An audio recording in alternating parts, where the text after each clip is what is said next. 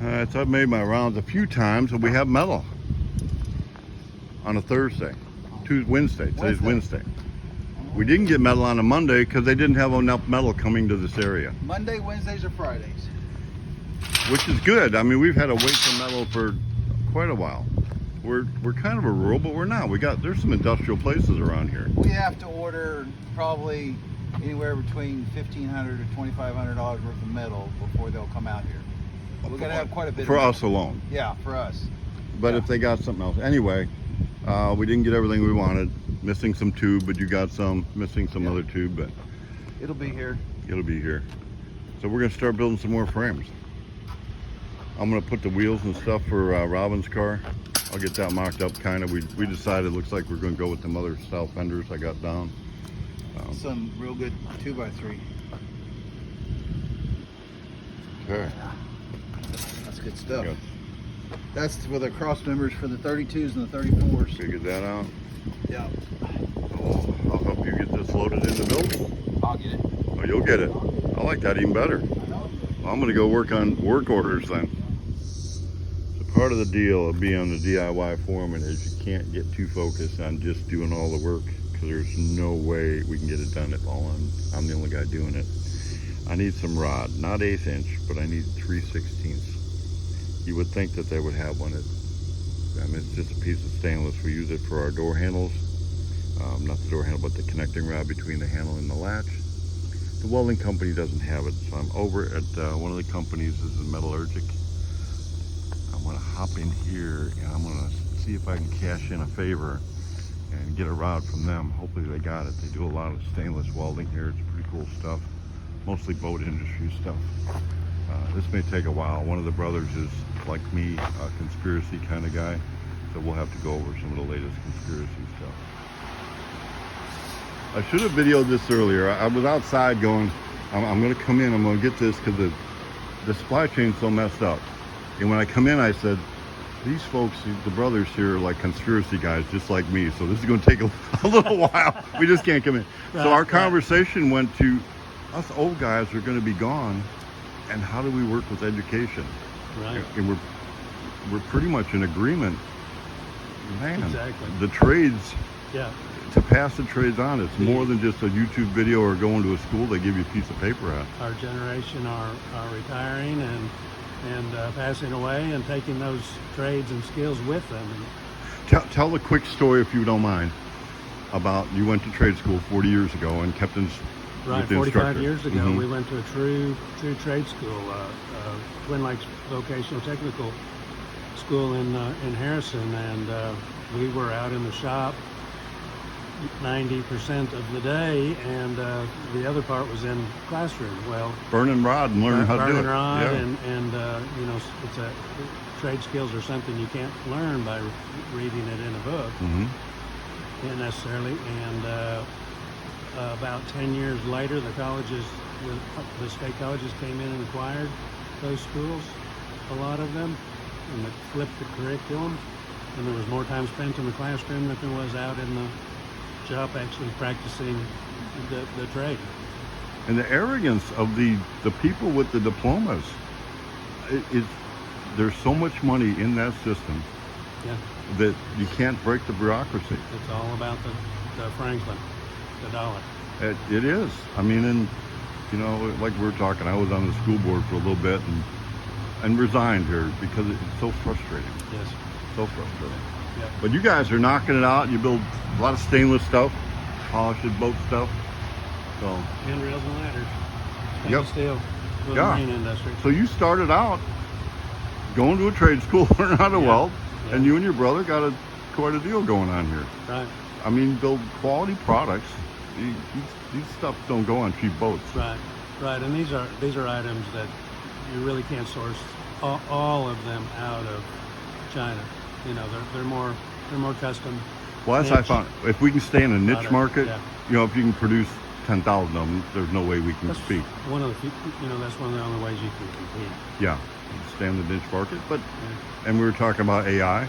Right. AI can't compete in the niche market. They can do. No. They can take your job if you're a mid-level analyst and got a buttload of student loans and think you're going to get a job in the corporate world and make money. But I bet us Right. laborers can make more money. Right. So, anyway, I appreciate you doing the video. Yeah. This is good. You're welcome. Thank you, Doc.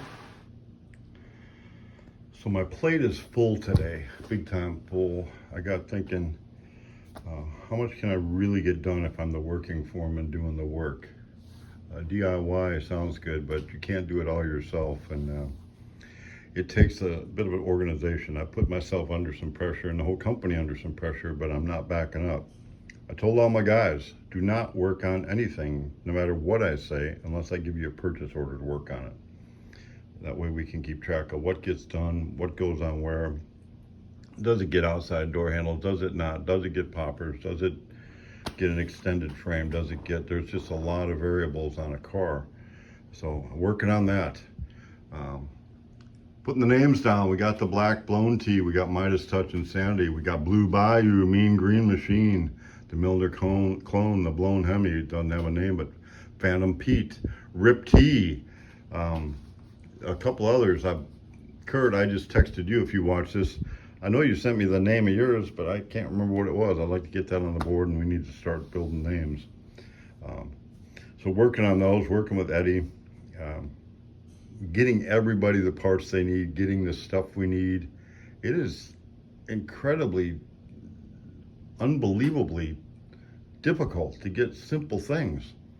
I had another talk with Josh this morning. I mean, we have to go to China to get some of this stuff. How we got here, I'm not even gonna go into it, but our generation, my generation, and from the analytics, most of the people watching this video are gonna be my age and older. We're not gonna be around that much longer, and we're gone. We're not gonna be able to pass the trades to the next generation. It just won't happen. You can't learn it watching a YouTube video. And the trade schools and the high schools and public education and institutional education, they've got this concept of if you get a piece of paper, if you get a diploma, there's so much money flush in that system that they don't need to worry about making a profit. No concept of that. They don't need to worry about value. No concept of that. Let's just get them a diploma, push them on, get them the thing going on. And I'm pretty tired of it. So we're pushing a couple things. One is, as a country, I like the concept of it's a new morning. It's morning. We've got a lot of opportunities in this country, and we need some leadership that's gonna give us freedom to be great. I don't need to have the government tell me what to do. I don't need the government to take care of me. If you want the government to take care of you, jump on the AI bandwagon, because it's going to take over, and those with skills and those with the work ethic and those that are doing things won't be on the dole. I mean, because that's all you'll be able to do is live on what they give you. Frog Folly is getting excited about it, and what's really exciting to me, we're working with different schools. I got two approaches to getting something done. One is you just kick in the door, you take over, and then you just get it done. There's a place and there's a time for that. Another one is you just go where you're welcome, and you work with people like-minded, and you're on the same page and you're trying to get something done. We're working with several pilot schools already, one in Kentucky, one in Colorado, and we've got other schools working with UTI, and so when we build this car next year, 2025, August of 2025, at the Frog Polys, we're going to do it with young people from tech schools. So I am pretty excited about that, and it will be kind of a launch, I think, of an automotive curriculum program, and we'll work with schools that want to work with us. And if the teachers or the administrators are so arrogant that they think they know better how to do the crafts the craftsmen do, well, I got no time for that, none. So I'm going to be busy in the shop. I'm going to be organizing. We're putting the board together. There's lots of orders going on. I need to keep track of it. I need to get the boys their parts and their tools to get it done. So not much of a hot rod video today, but if you're watching this 40-day challenge, the DIY Foreman 40-day challenge, I've just focused on that. After that, we're going to really move towards a series of all the cars that we're building. I'll start doing some video, and we'll capture the video and I'll save it so that I can edit it together so it'll make sense and we'll get to watch a car from kind of start to finish, or at least big sections of the car. So a lot of editorial comment on this one, but right now it's after lunch and I'm gonna go work and get something done. And work for me is making everybody else efficient. So that's my job today. Set up the Midas Touch for laying out fenders tomorrow. Set up just all, I mean, I could go down a list of cars, but I'm gonna get everybody set up because I can't do it all. DIY foreman, you know, you may need to do certain things, but you can't do it all. Nobody can do it all. It takes a team, and that's what we're doing at Spirit. We're building a team. We're putting together people that just have a passion for building cars, and that's pretty exciting for me.